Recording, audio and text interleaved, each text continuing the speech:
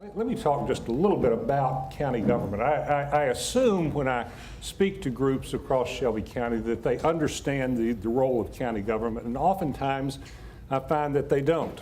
There's a misunderstanding or at least confusion about the role of county government. Let me start off by saying that there's very little, if any, overlap between the functions of county government and the functions of city government.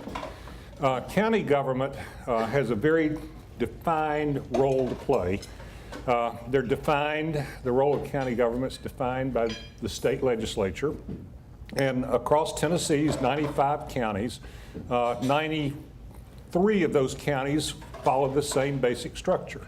We have two counties in Tennessee that are consolidated. Davidson County, which is Nashville, and then Trousdale County, which is a very small county up in East Tennessee, or up in Middle Tennessee.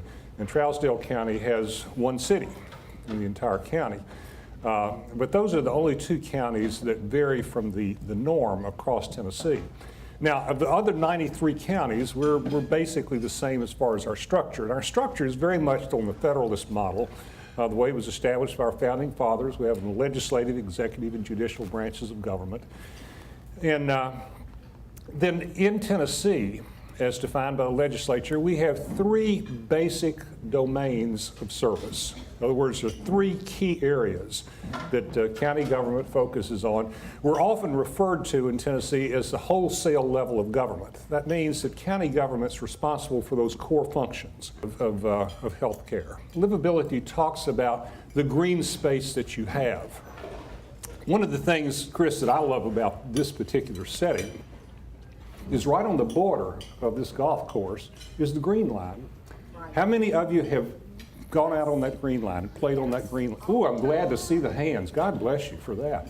But that beautiful green line there has been one of the great enhancers for our community because it promotes healthy living. It promotes green space. It gives people the venue to get out in the community and to really enjoy the community. And thank goodness as a community we're making progress in that area by expanding our green line. Folks, we've got so many different initiatives that are moving toward this issue of green space to get people out of their houses and get them out into the community. We're doing quite well in that area.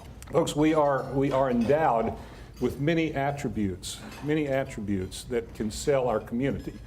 Now, I emphasize that because it's very easy for us to get down on our community when you think about the events of this past weekend. And it's tragic. It's tragic. I hurt just like everyone else does when we read the paper about the loss of children to violence in our community. It hurts.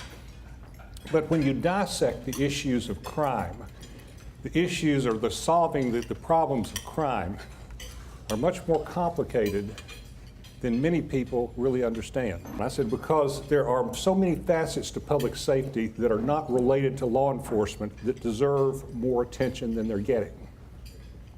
From my many years of working in the criminal justice system, there are three things that I've really observed that create the problems for us in the fields of public safety and criminal justice.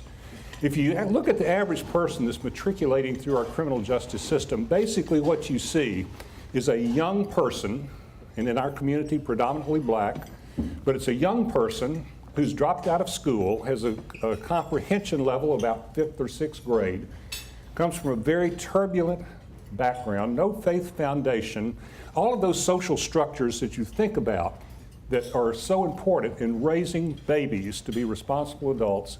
When you look at the average person that's in our criminal justice system, you see they're devoid of that type of experience.